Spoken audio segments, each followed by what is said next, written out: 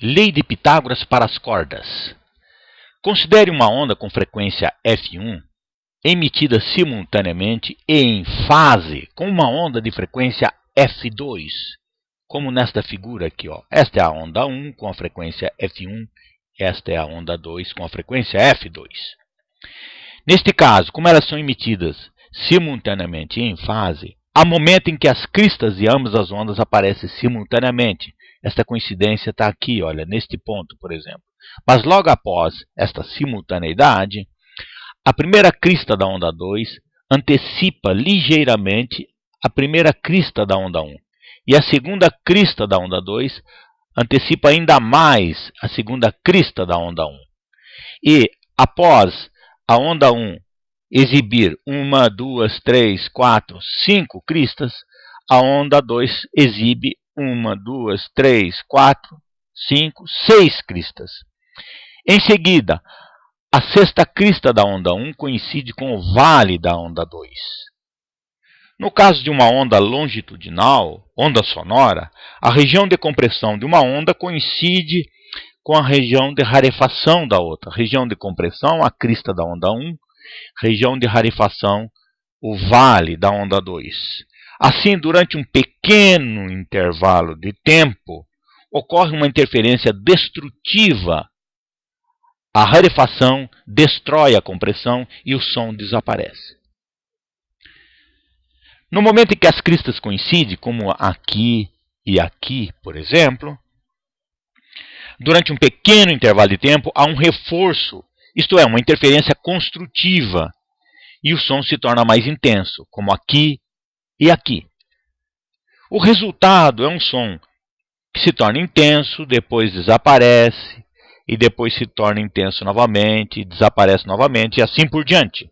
Esta variação da intensidade sonora, quando duas notas ou ondas são emitidas simultaneamente, é o fenômeno conhecido como batimento. O número de batidas por segundo, quando duas notas são emitidas simultaneamente, geralmente é igual à diferença entre a frequência das notas. Se esta nota aqui, olha, tem uma frequência de 242 Hz e esta nota tem uma frequência de 264 Hz, o número de batimentos é a frequência maior menos a frequência menor. 264 menos 242 vai dar 22 Hz. Isto significa que, neste exemplo, ocorre 22 batimentos por segundo. O som aparece e desaparece 22 vezes num segundo. Se os batimentos forem suficientemente separados para serem ouvidos individualmente, eles produzem uma combinação de sons que é desagradável ao ouvido. Aparentemente, esta sensação desagradável é máxima para 30 batimentos por segundo. Mas, se o número de batimentos for superior a 60 por segundo, eles parecem difundir um no outro, produzindo uma sensação agradável e harmoniosa. No século VI a.C., Pitágoras descobriu que as ondas que produzem uma sensação, ou as notas que produzem uma sensação agradável, guardam entre si uma razão de números inteiros.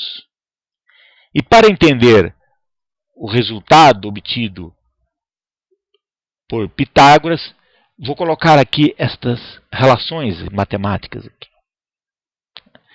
Aqui, olha, vamos supor que esta primeira onda tem um comprimento L.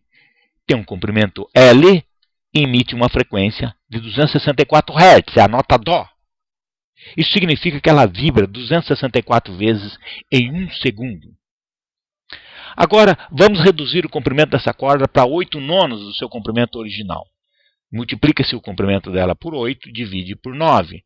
A sua frequência fica multiplicada pela razão inversa, 9/8. Multiplica-se por 9, 264 e divide-se por 8, para obter 297 Hz, que é a frequência da nota Ré. Se o comprimento da corda for reduzido para 2/3 do seu comprimento original, a frequência fica multiplicada pela razão inversa, 3/2, e produz uma frequência de 396 Hz, que é uma quinta aqui, ó, a nota Sol.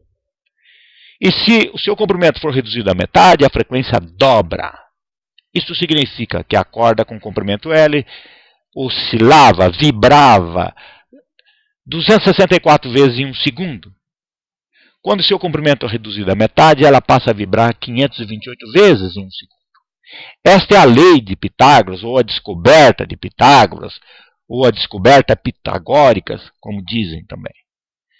Esta descoberta é um marco na história da humanidade, pois, observe que aqui é qualitativo. Pitágoras não tinha um método para medir frequência. Ele usou cordas de diferentes comprimentos para realizar esta pesquisa, esta descoberta.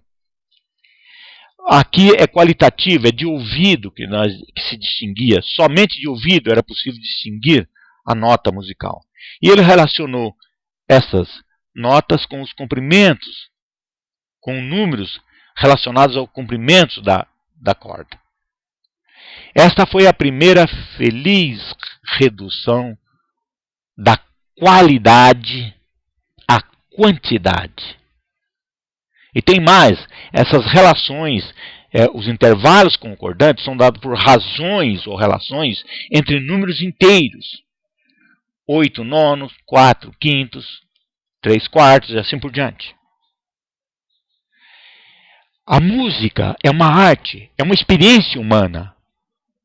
E esta descoberta representa o início da matematização da experiência humana e, consequentemente, o início da ciência como a concebemos hoje.